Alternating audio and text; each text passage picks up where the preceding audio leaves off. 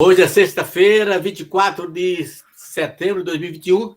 Estamos aqui iniciando o nosso programa Dele Prosa, hoje da comunicação de Judelcio Queiroz. E como falamos anteriormente, estaremos aqui conversando com o nosso professor Oswaldino Vieira de Santana e também com a participação especial do nosso também professor José Carlos Santana Queiroz. E temos o apoio técnico aqui do nosso amigo Sivaldo Brito, que está aqui nos apoiando aqui através da Baixa Grande FM. Boa tarde, Oswaldino, e seja bem-vindo aqui à nossa Baixa Grande FM. Boa tarde, Judelcio. Boa tarde, todos ouvintes da Rádio FM Comunitária de Baixa Grande. Boa tarde, Sivaldo, professor Carlos Queiroz, e todos os ouvintes também fora de Baixa Grande.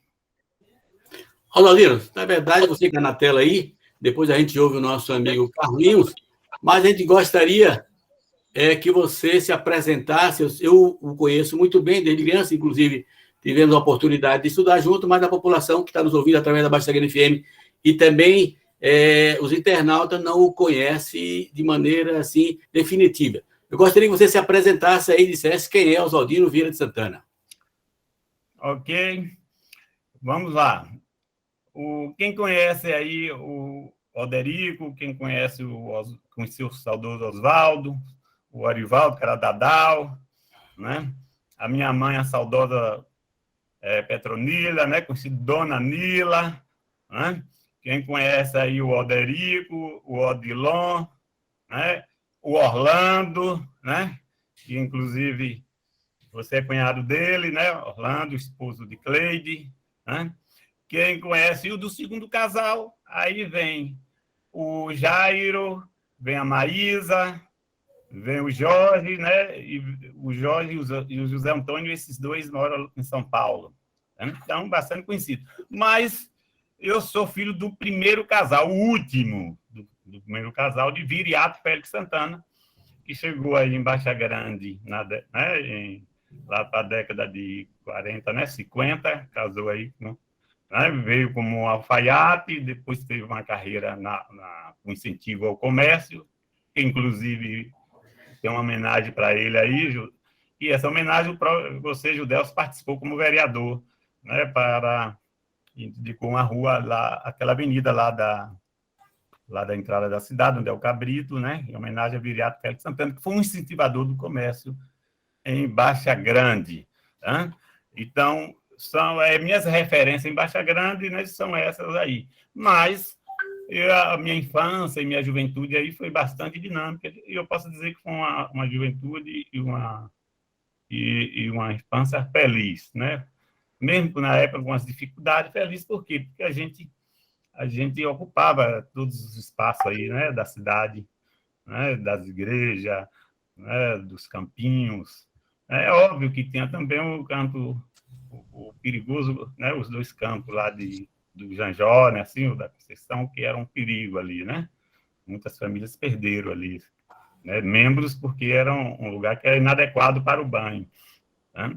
Então, essa é a minha referência, né, isso aí em Baixa Grande.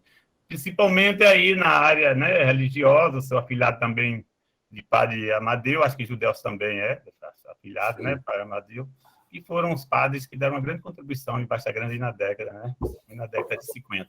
Inclusive, esses conceitos de educação integral, que nós vamos trabalhar nesse instante aí, eles foram aplicados aí pelos padres italianos, quando eles não se limitavam só à questão da igreja, eles contribuíram de forte, bastante, né, mais participativo, na questão da educação em Baixa Grande. E ajudou a formar uma geração que eu acho que quase todo mundo, né, encontrou seu caminho da cidadania. Né? Porque a educação ela tem essa finalidade da cidadania. Não quer dizer que todo mundo que é educado, que faz um segundo grau, terceiro grau, que vai ser doutor, que tal, não. Mas ir para o seu mundo da cidadania. Encontrar, né, sua vocação, seu trabalho, sua dignidade. E nesse aspecto aí, né, os padres italianos eles deram uma grande contribuição. E eles introduziram conceitos também de educação integral. Por quê? Porque muitas coisas aí na área de educação ele realizava fora aí do espaço da escola. Né? Tem coisas assim. Por exemplo, os passeios ecológicos lá no Tareco. Quem foi da nossa época que não, né?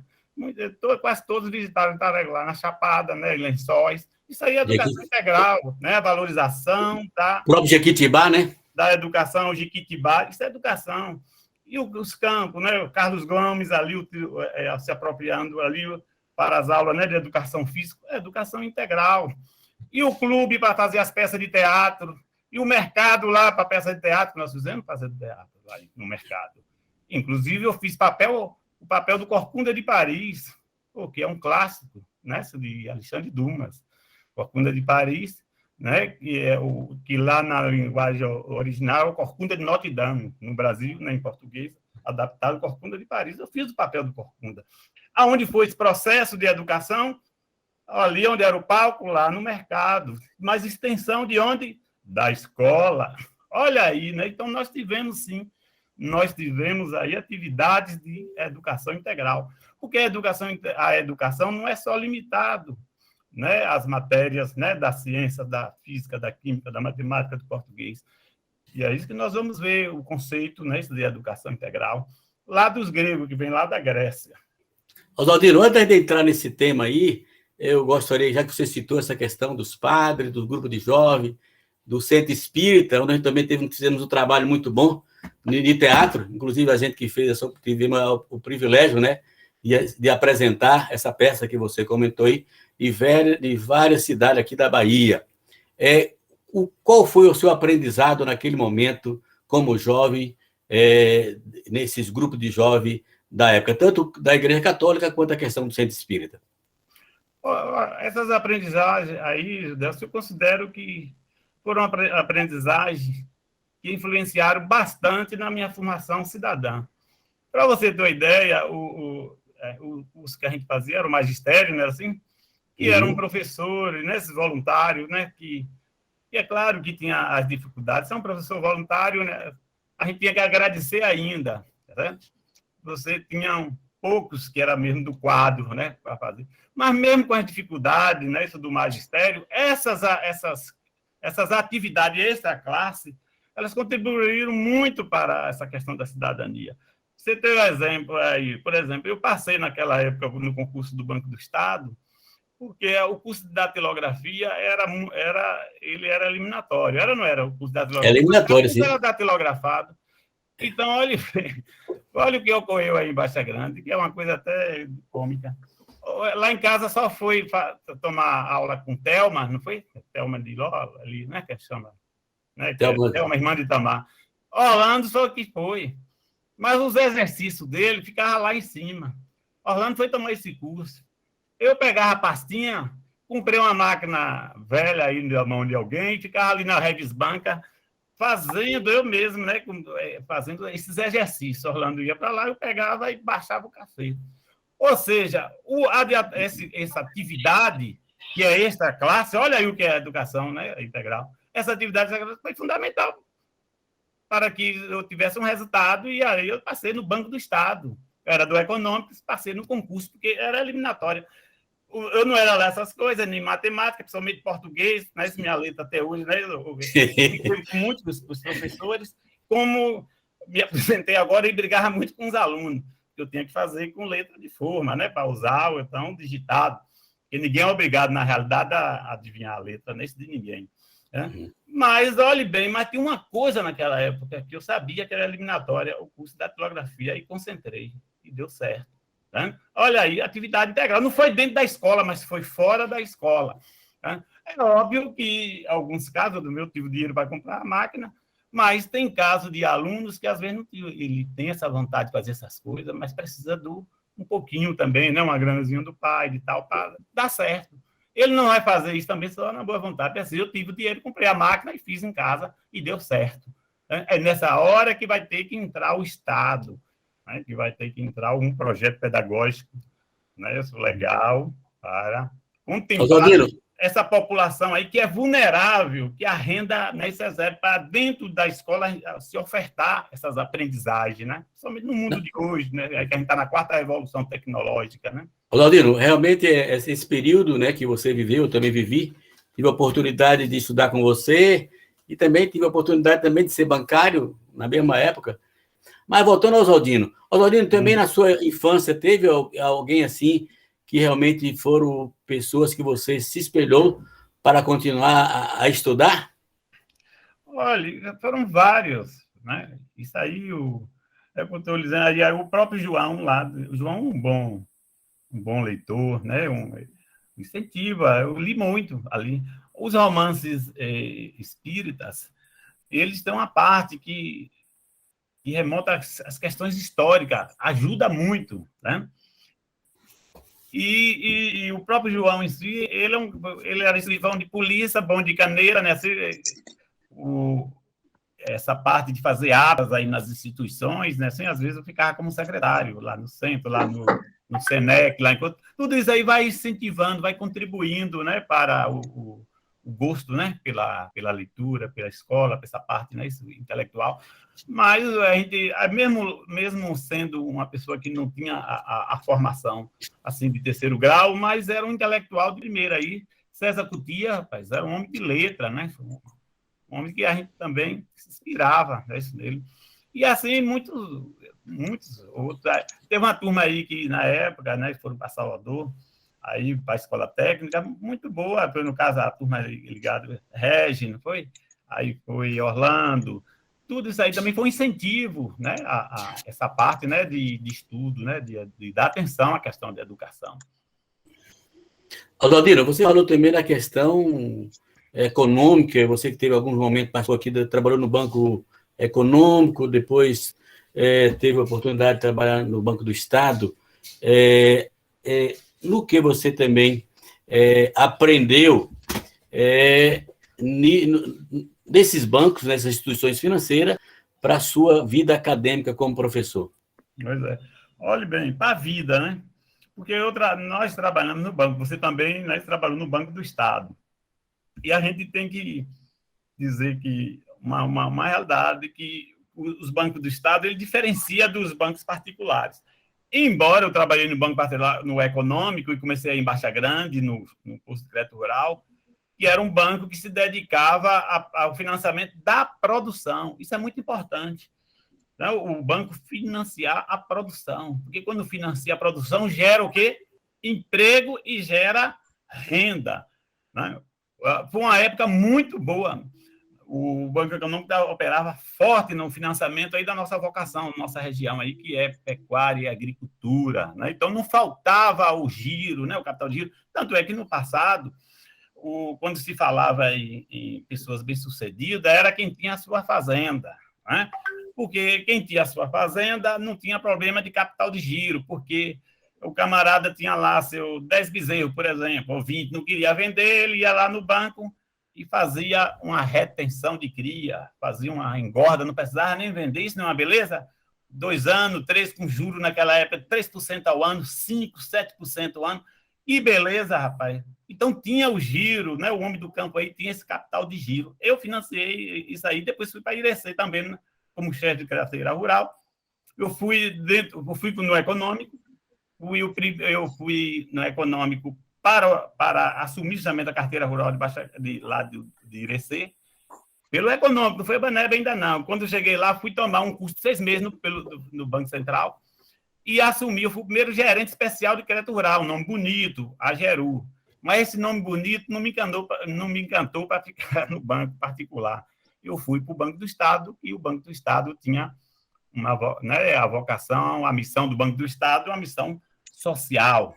Né? Tem um lucro, mas é social. E eu fui, e confesso a você que foi 20 anos, né, como dizer assim, de satisfação, porque como eu era um gerente que era ligado a essa questão de aplicar os projetos sociais, que muitos gerentes não gostavam, e você sabe disso, né, que tem alguns gerentes que eles queriam mais na carteira comercial, porque vendia o seguro, né, batia ali as metas, e a carteira de crédito rural, essa que dá sustentação, né, a economia, então, era um pouco, que dava muito trabalho, você sabe que crédito rural dava muito trabalho, mas, no entanto, eu enxerguei o lado social, e eu fui o gerente de carteira rural e na microrregião de Irecê, que dei assistência lá no Baneb a 16 municípios, como chefe de carteira rural.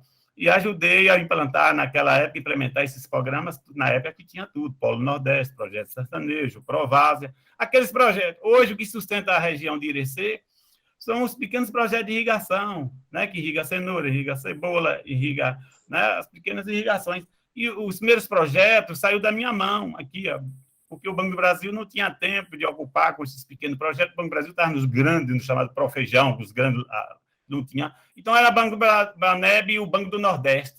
E tanto foi que, quando eu chegava em Salvador com esses projetos, os primeiros projetos, quando eu cheguei em Salvador, era um motivo de piada, porque Irecê, naquela época, era chamado de, né, o lugar de Proagro, essas coisas, tinha essas bizarrices. E aí o pessoal dizia, esse já é mais um golpe de Irecê. Não era. Era porque Irecê, o nome da terra, dizia terra sobre água. O Irecê tem uns rios por baixo, né, no subterrâneo. Então, os poços tubulares, ali eles perfuram, às vezes dá com 60 metros, com 70. Ali tem poços em América Dourada com 100 mil ou mais. Né? Então, saiu as irrigações. Né? Mas essa aprendizagem nasceu aí em Baixa Grande. Esse gosto pela produção, né, de trabalhar em banco para financiar o emprego, a renda, a inclusão social, eu aprendi aí em Baixa Grande. Baixa Grande foi minha escola. Né? É por isso que eu tenho esse vínculo especial com Baixa Grande, não só pela questão familiar, porque aí foi um berçário, né? Foi uma incubadora boa.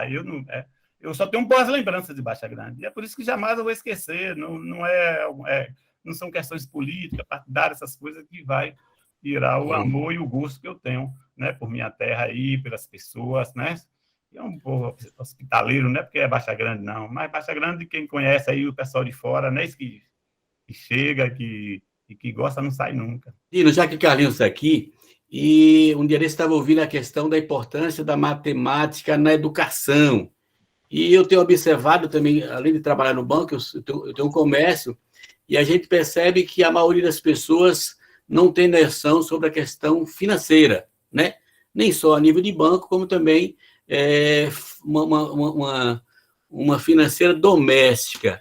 E hoje me parece que há um certo movimento para que a matemática venha a ser o carro-chefe na educação. Você, o que é que você fala, Carlinhos, sobre a importância da questão da educação financeira dentro da escola? Judelso, eu acho importante, né? Mesmo porque a educação financeira, ela passa primeiro pela questão da pessoa controlar os seus impulsos diante digamos assim, do mundo capitalista, né? Eu acho que a educação financeira, ela passa primeiro por isso, porque um dos pontos que faz com que as pessoas se desequilibrem financeiramente é você querer gastar mais do que aquilo que você tem condições de gastar. E isto, do ponto de vista matemático, ele quase não tem muita interferência. Tanto é que tem muitos professores de matemática, que são excelentes professores de matemática, e não têm educação financeira. Oswaldino, é o seguinte, o que a gente quer saber é o seguinte, é você que tem um leque de experiência, nem só na questão bancária, como também econômica, social, e hoje, né, também hoje com mais de 20 anos na educação. O que é que você me fala aí de experiência de bom, né, da educação que você trilhou aí nesse mundo aí de meu Deus aí? Olha, a educação ela é uma área fascinante, né? Porque você tem, na realidade, a oportunidade mesmo de aprender. É como diz Paulo Freire, onde você aprende, não é isso ensinando, né? Ensina aprendendo. Então, eu comecei lá né, com 20 horas, né, o meu concurso foi 20 horas, né, inicialmente. Comecei logo na Suburbana, comecei lá, na Praia Grande, né? Um colégio que era inadequada, a instalação, sem ventilação, com sala acima de 40 meninos, é brincadeira? A turminha de quinta série, né? De sexta. E era uma questão sobre-humana, uma coisa mesmo desumana mesmo. Então, olhe bem, e foi um desafio nosso dos professores, né? Que a maioria eram novos lá.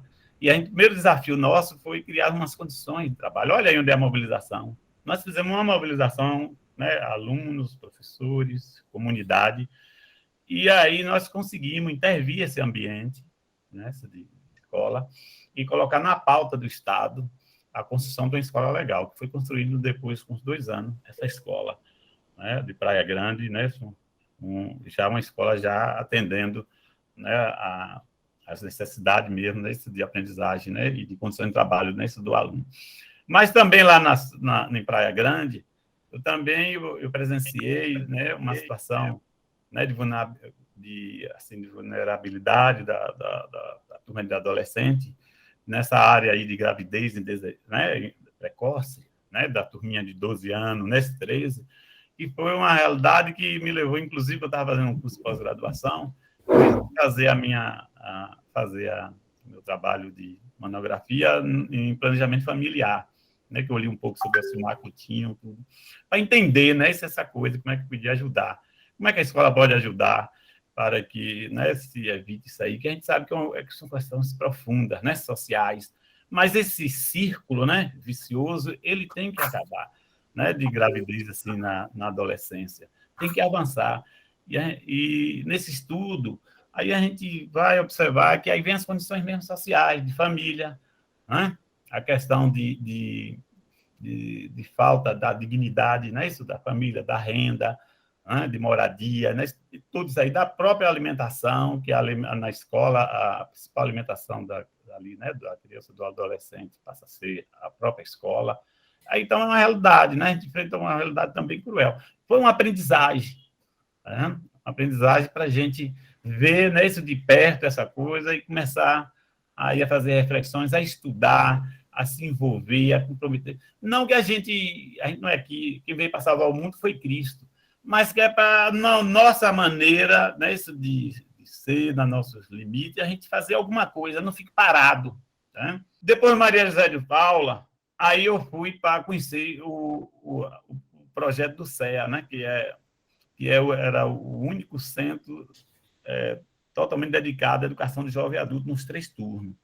Que é um projeto realmente maravilhoso. Quando eu cheguei, também não tinha noção nenhuma. Olha aí, ó, eu já tive que estudar, tomar curso por minha conta para entender a educação de jovem e adulto.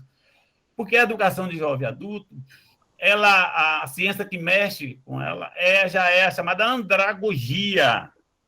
Está entendendo? E a faculdade não treina, né? Assim, Carlinhos, não treina a gente, não treina o professor para enfrentar a educação de jovens adultos. Então, você tem que se virar, porque o material é diferente, o horário do jovem para dar certo. E aí tem uma discussão que a gente está fazendo aí, inclusive, para contribuir para um debate nacional, né? E teve o próprio Ciro Gomes no Roda Viva, o repórter procurou ele. Você, seu IDEB aí no Ceará, não tem, é indiscutível, é nota 10, ou é o IDEB, que é o melhor do país, tal. Mas no EJA não deu certo lá, e ele reconheceu.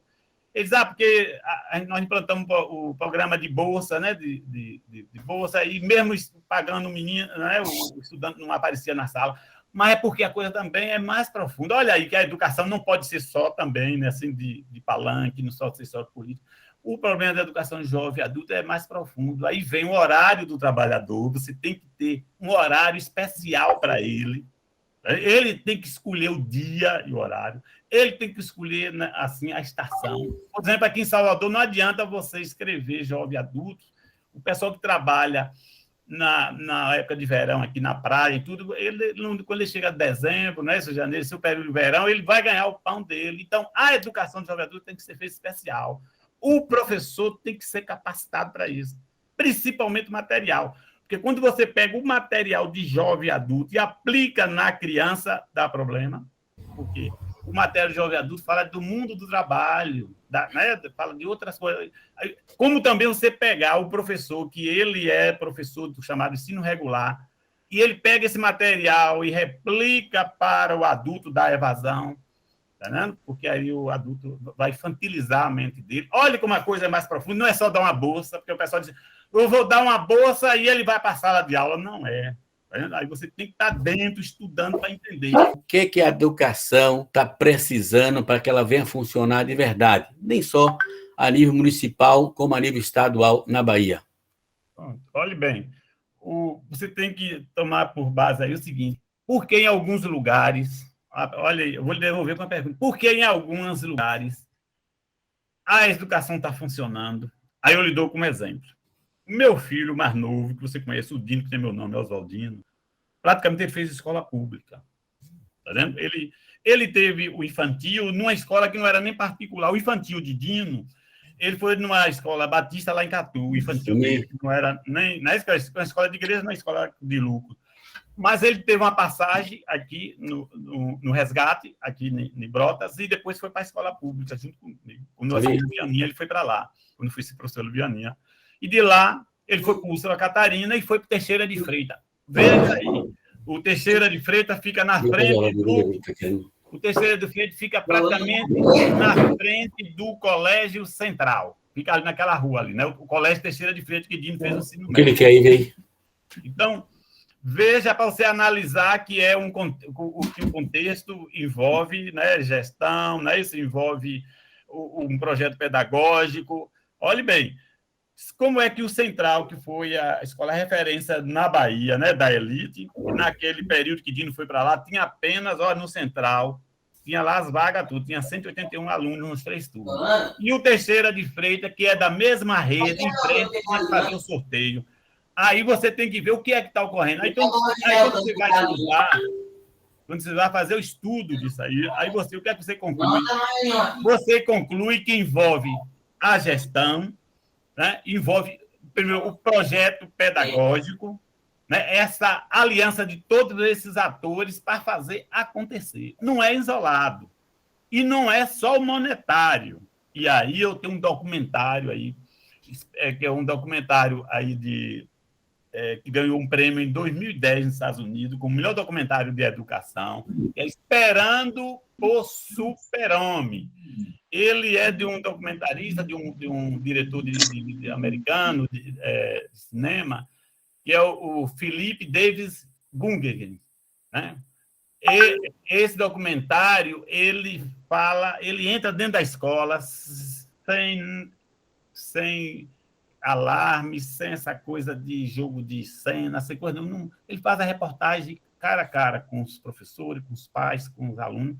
Então, ele chega à conclusão do documentário que lá nos Estados Unidos, a educação americana, ela triplicou o orçamento da década de 70 até agora, nesse 2000. Triplicou. E o ensino básico desceu a ladeira. Nos Estados Unidos, desceu a ladeira. E é por isso que Esperando por Super-Homem, onde mostra a história das escolas Carter, criado, que era uma escola que tinha uma gestão híbrida, mas que as pessoas, né, tinham que fazer uma fila para pegar, né, uma vaga. Então, não é só o monetário. Você tem que ter a dignidade do professor para ele não viver de bico, como é também na área de saúde, você tem que ter a dignidade dele, mas tem que vir o pedagógico e a gestão. E aí você vê espaços da pública que funciona bem. Você vê, por exemplo, a escola técnica, ela funciona ainda bem, ela é referência. O colégio militar do Exército, olhe bem, do Exército, não é da Polícia Militar, que o ministro do aquilo, não é do militar, não é da Polícia Militar, não. Nada, preconceito nenhum contra o militar. Mas o do Exército, ele tem um projeto, né, sempre pedagógico. Tá? Não quer dizer que não tenha no Brasil escolas públicas e particulares que não têm esse projeto. Um exemplo aí é o Ceará. O Ceará, a escola pública, não é, Carlinhos? É uma grande referência para o Brasil. Um projeto pedagógico. Agora, você não implementa um projeto pedagógico com demagogia. Para você implementar um projeto desse, você tem que reunir, né, seus atores, você tem que investir em capacitação permanente. Um professor, ele nunca pode parar, ele nunca deve parar de estudar, porque o mundo é dinâmico, todo dia tem novidade, principalmente agora na chamada quarta revolução, que é a revolução digital, onde já tem país que antes da pandemia não tinha mais papel na escola. Oswaldino, a gente ia falar um pouco sobre a questão da educação integral, e eu gostaria de saber a você se realmente a educação integral seria a solução desse problema? Olhe bem, a gente precisa aí separar um pouco essa coisa aí, né, dos conceitos, né, da educação integral. Porque a educação integral, Sivaldo, quando você abre seu microfone, da microfonia aqui, manter ele fechado aí. Olhe bem. É porque eu estou trabalhando aqui ao mesmo tempo aqui, estou falando aí, às vezes... Ela não é nova o conceito, e vem lá da Grécia, que era chamada a paideia, na Paideia, a preocupação da Paideia era justamente já desenvolver o homem integral. Entendeu? Não era limitado. Olha lá, os gregos, lá, 5 séculos antes de Cristo, eles já tinham ali as Olimpíadas, já tinham esporte, né, a literatura, né, tal, mas eles já tinham a preocupação de atingir outras dimensões do ser humano. Né? Então, a concepção é antiga. Né? As atividades de educação integral, ela, independente de ter uma escola de tempo integral, ela pode aplicar, inclusive na nova BNCC, né, que é a base comum, né, a base comum curricular, a base nacional comum curricular, ela já faz essa abordagem, né, do desenvolvimento, né, isso do indivíduo, né, isso na sua totalidade. Já faz essa abordagem. Agora, a classe média, e voltando para as famílias que já têm um nível de consciência, eles aplicam isso aí, sempre aplicaram. Que é quando a família, o menino estuda em um turno só, que o pai e a mãe mandam para o judô, manda para a natação, manda para o Kumon, né? Manda para o curso de música, manda para o curso de língua, ele está fazendo o desenvolvimento integral. Então, e as famílias que têm essa consciência, né, de educação, sempre fez aí, faz. Agora, o pobre não tem, o homem trabalhador, né, ele não tem como assegurar essa aprendizagem, porque ele não tem essa condição. Aí é onde entra a concepção Anísio Teixeira, lá no século, né, lá na metade do século XX, quando ele abriu a Escola Parque, né, no ano de 1950, ele pensou isso aí, disse, olha, aí não tem jeito, para o pobre, para o trabalhador, ter acesso a essas aprendizagens que a classe média, né, assegura seus filhos, o Estado tem que assumir, aí, e universalizar o ensino. Então, foi lá Anísio quando ele criou o primeiro modelo aqui, Escola Parque, tá certo? Ele criou, que é a Carneiro Ribeiro, aqui na Caixa d'Água, no lugar onde concentrava, né, a população mais vulnerável, que fica ali perto da Liberdade, do Curuzu. Então, ele plantou na década de 50, Anísio, que ele aprendeu ele conheceu essa concepção nos Estados Unidos com um filósofo e pensador pragmático, John Dewey. Foi lá que ele aprendeu e que ele viu John Dewey conectar a educação integral e conectado com o mundo, com a realidade. E depois eu vou postar nas redes sociais esse vídeo de Dewey, onde Anísio Teixeira bebeu dessa sabedoria.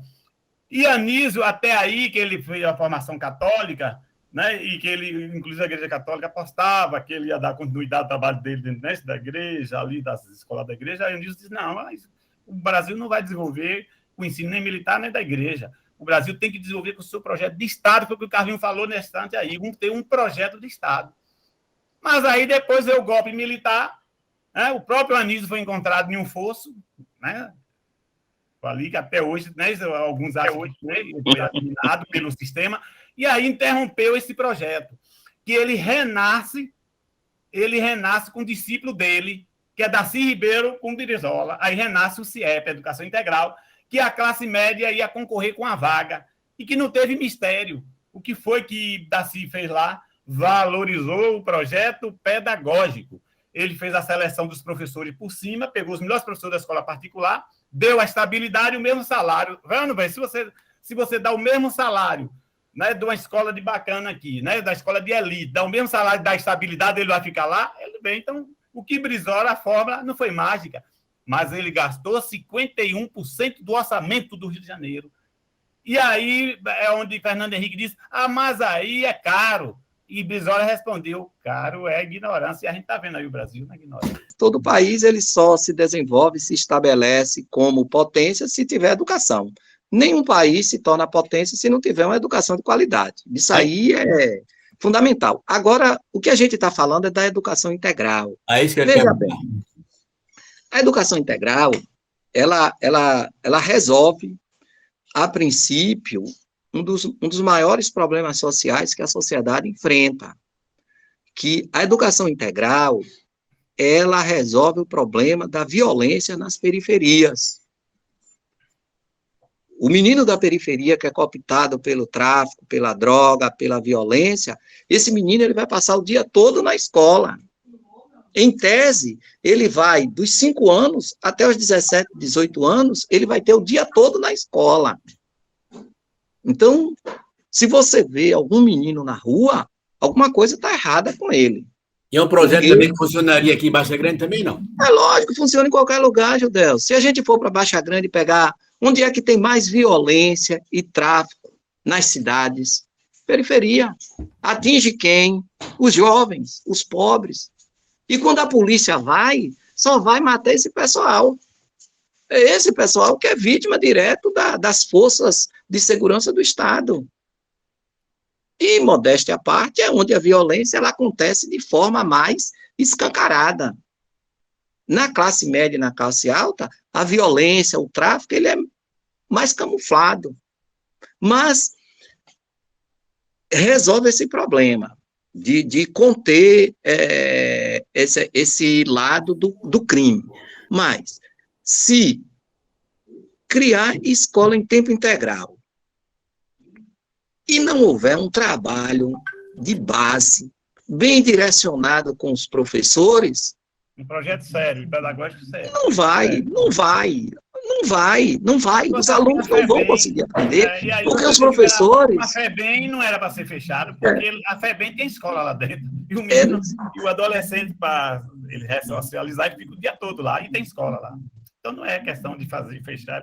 Porque se não tiver um trabalho pedagógico nessa escola de tempo integral, as aprendizagens ficam comprometidas.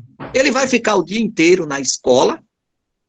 Vai ficar o dia inteiro, mas na hora que for exigido dele o conhecimento da educação básica, que é o conhecimento que precisa para ele dar um salto, para ir para uma boa faculdade, para passar num concurso, ele não tem. Porque a escola não garantiu. E se a escola não garantiu, passou por um processo pedagógico ineficiente, que foi tocado pela gestão da escola, pelos professores e pela gestão macro, que é o Estado, né? Se não tiver esse projeto de atingir o pedagógico, muda muito pouco. Oswaldino, voltando a essa questão da escola integral, porque muitas vezes o pessoal confunde muito essa diferença entre escola integral e escola de tempo integral. Qual é a diferença entre uma e outra? Pronto. Educação integral. Pronto. A educação integral é a preocupação, é um projeto para desenvolver o ser humano, né, em todas as suas potencialidades. Não é só para ele estudar as matérias científicas, não é estudar matemática, só a química, ele vai estudar isso aí, mas ele também tem que ser ofertado para ele o esporte, tem que ser ofertado a música, tem que ser ofertado para ele, né, as oficinas, cursos ali técnicos, né, se ele quiser resolver seus problemas já financeiros dentro da própria escola. Aí seria educação integral. A educação integral.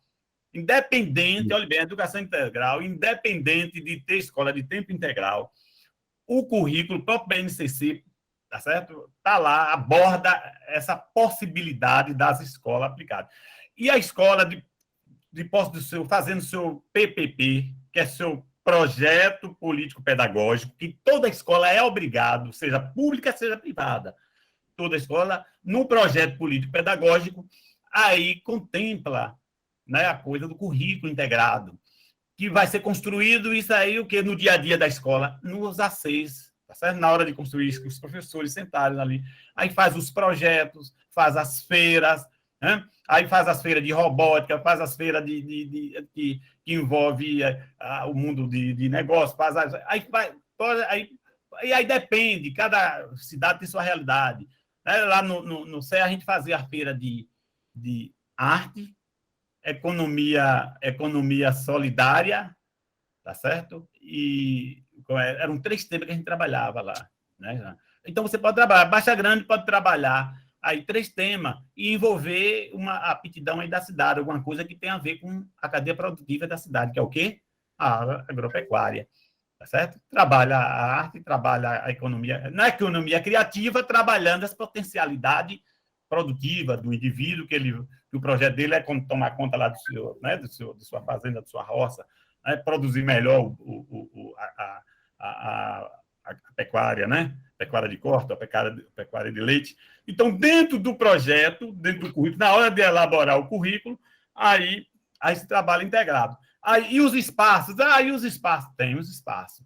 Aí você vai localizar as coisas, os equipamentos disponíveis no município. Alguns deles não importa. Por exemplo, você tem aí o CTL da Igreja Católica. Ali pode usar para o seminário, para a conferência, para tantas coisas, né? Assim, para o meio mundo de escola, pode usar ali. A área rural, né? Aí você, eu não sei se lá aquele lado do tabuleiro, se tem área grande, se é o prédio, se tem área grande, né? Para se fazer algum projeto agropecuário. Tem área grande lá também.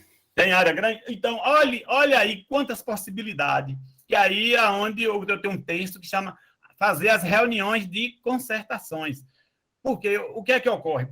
O político, ele fica, vamos fazer o CIEP aqui. Gente, é uma utopia fazer o CIEP para o Brasil inteiro, você está vendo? Mas dá para valorizar o que nós já temos. O bairro tem esses espaços, valoriza esses espaços, valoriza ali a quadra, o ginásio de esporte, valoriza... Lá no olhe bem, eu quero que vocês ouçam bem isso. Fazer educação de jovem adulto não é mole. Você levar cadeirante, indivíduos com deficiências, né, físicas, visuais, surdo, você levar esse povo para rodar a cidade toda de Salvador, não é mole, porque você precisa adquirir transporte, tá certo? É outra logística. E lá no Serra a gente aplicava atividades integradas, né? De uns 3 turnos, passar o dia todo na Universidade Federal, no laboratório vivo de biologia, ficar os 3 turnos, os professores levavam para lá, esses alunos, né? E que eles ficavam deslumbrados. Ali muitos se encontravam, na hora que ele estava ali dentro da universidade, aqui que é lugar bom, aqui é tal, né? E ali muitos eram incentivados na prática a fazer o Enem, né? Isso é para servir seus estudos.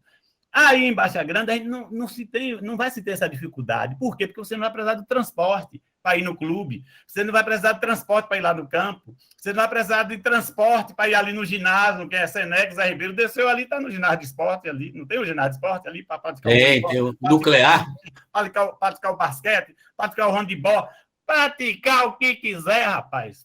Aí tem. Eu acho que a gente cresce muito no debate e que outros debates com outras temáticas possam acontecer aí na rádio, porque este é também um espaço formativo. Este é um espaço que pode, digamos assim, chamar a atenção de pessoas que possam despertar, né, para essa questão de estudo, porque dificilmente as pessoas conseguirão ter uma vida mais confortável nos dias de hoje se elas não estudarem, mesmo porque hoje os melhores empregos, as melhores posições na sociedade, elas são das pessoas que estudam. Valeu, Carlinhos. Gostaria de ouvir nosso mestre aí, professor Oswaldino Vieira de Santana, para fazer as suas considerações finais. E a Baixa Grande FM agradece aí e realmente coloca à disposição, Oswaldino, para qualquer outro momento que você queira aí participar de outras ideias, outras manifestações, porque realmente você é um cara interessante. Muito obrigado aí e deixa aí os microfones para suas considerações finais.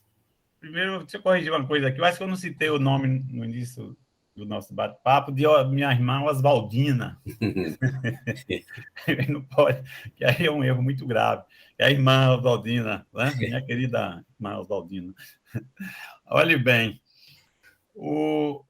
esse bate-papo aqui, eu quero deixar claro, se esse bate-papo chegar para outros colegas, né, professores, que aqui de jeito nenhum a gente não quer passar receita para ninguém aqui, né? Cada professor tem seu modo, né, de trabalhar. Oswaldino, já que você falou aí, eu gostaria de tocar, muitas vezes falar aqui para a população que está nos ouvindo, o que vai nos assistir, que a gente está todo mundo sem máscara, porque eu estou aqui em Baixa Grande, no centro da cidade, Sivaldo está lá no bairro Alto Liguinho, Oswaldino está em Salvador e Carlinhos está em Alagoinhas. Então, por isso que está todo mundo sem máscara aí. Então, estamos em momento de pandemia, então o pessoal tem que continuar usando máscara, porque ainda vive um momento de pandemia. Mas aí, conclua aí, Oswaldino, seu raciocínio. Então, olhe bem, não estou falando aqui como nenhum teórico, né? Eu posso dizer a você que sou um aprendiz, e sou mesmo. A semana passada eu estava falando com um colega meu, Estevão, né? Aí eu digo, Estevão, A gente tem umas atividades aí no campo, né, da discussão nacional, né, isso partidária. Aí eu disse, olha, não, esses dias eu vou me inscrever em um curso aí, mas não é um curso para sala de aula, que eu já me aposentei. É um curso para aprender a trabalhar com criança. Eu tenho 2 netos, tá? Eu não entendo nada de métodos pedagógicos, trabalhar com criança. E eu gostaria de influenciar o meu neto em alguma aprendizagem, alguma coisa. Mas eu só posso fazer isso se eu aprender. Eu acho que a cabeça minha, não, Carlinhos, que tá aí, eu acho que dá para aprender. Então, eu vou aprender para trabalhar e conversar, né, isso com o neto, para dialogar, senão eu vou ficar fora do sistema, rapaz, porque as crianças hoje já nascem em outro mundo, né? Isso é o mundo digital, tudo, então a gente tem que aprender. Né? Mas o que eu gostaria aqui eu quero aqui citar uma frase do Anísio Teixeira. Ele tem uma frase que o Anísio ele diz assim, uma famosa frase, né? Todo educador conhece aí, todos os professores. Só existirá democracia no Brasil no dia em que se montar no país a máquina que prepara as democracias. Essa máquina é da escola pública. Mas aí a gente tem que contextualizar. Né? A gente tem que atualizar. Tem que agora dizer o que essa máquina é a da escola pública de qualidade. Porque o acesso às vagas tem, que a gente, na década de 80, né, da Constituição não tinha. Então, vaga tem hoje para criança, para jovem, para adulto, para todo mundo tem vaga. Agora é o projeto pedagógico. E o projeto pedagógico não tem jeito, Judeus, não tem jeito se não passar pela decisão do soberano.